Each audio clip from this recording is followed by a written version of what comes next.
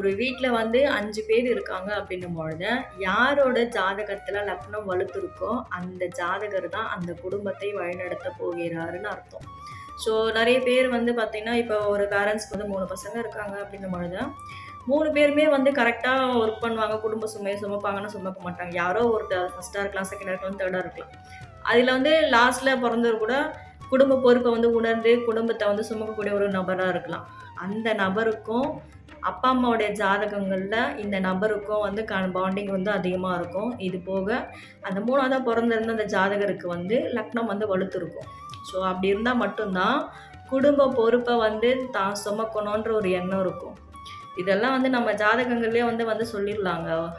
அந்த குடும்பத்தை ஏத்து நடத்தி, வழிநடத்தி கொண்டு போறது, குடும்ப பாரத்தெல்லாம் வந்து சரிக பண்றதுன்னு பார்த்தீங்கன்னா, அந்த ஜாதகருக்கு லக்னம் வலுத்திருக்கும்.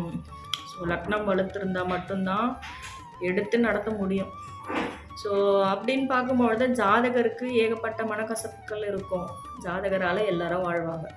ஜாதகர் மட்டும் உழைப்பு, உழைப்பு, உழைப்புன்னு குடும்பத்துக்காகவே வாழக்கூடிய ஒரு நபரா இருப்பாங்க.